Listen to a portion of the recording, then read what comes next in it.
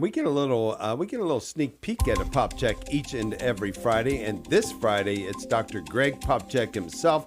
Welcome, Dr. Greg. We're looking forward to our conversation. I know we're going to talk about discerning the best way to love someone in each situation, and I know that process takes a bit of discernment, right?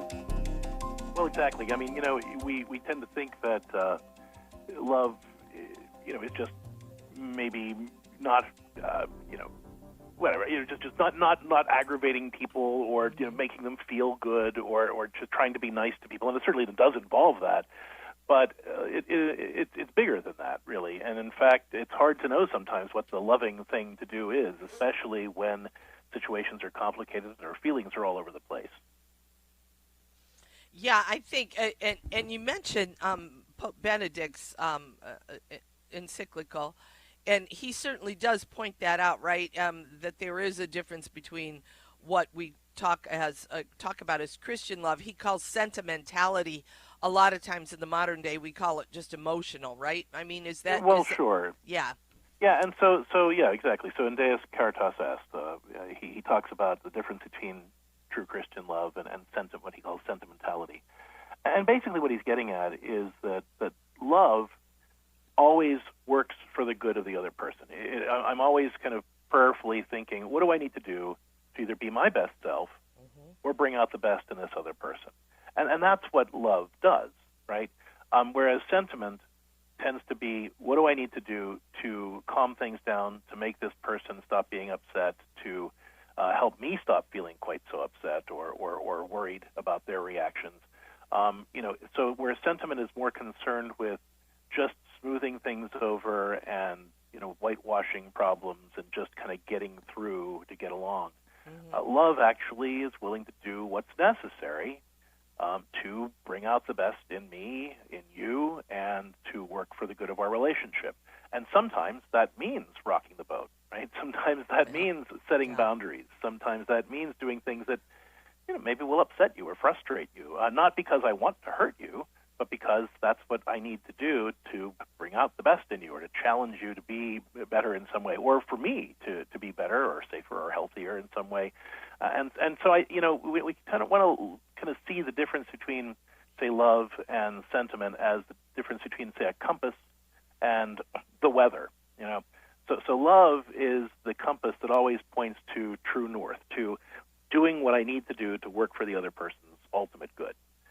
Feelings are the weather, right? And some days it might be sunny, some days there might be a hurricane. When the weather gets bad, it's tempting to kind of put the compass away and just react to what the weather's doing. We yell because we don't know a better way to be heard, or we give in because we can't stand the tension, or we shut down because conflict feels unbearable. And none of those responses is really loving, even though they feel like being necessary in the moment because the emotional weather, right, the emotional weather report is bad. But when we can be loving and responsible, we're able to keep working for that other person's good, even if the emotional storms are brewing, right? And so I'm constantly asking God in the moment, okay, how can I pursue that good? What does this person actually need from me to be their best right now? Or what do I need to do to try to be more of my best self, or what can I do to work on the good of the relationship?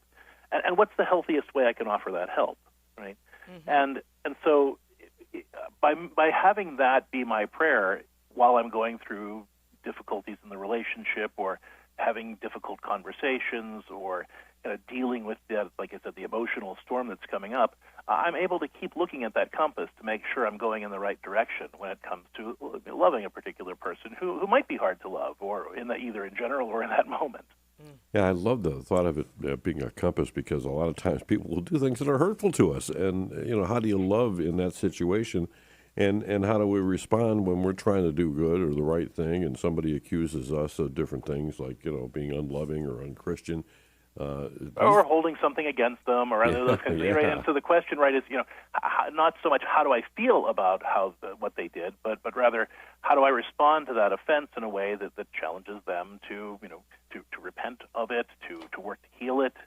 How do I respond to it in a way that helps make sure that whatever wounds were inflicted on me get addressed, but that I'm not lashing out just because I feel like it.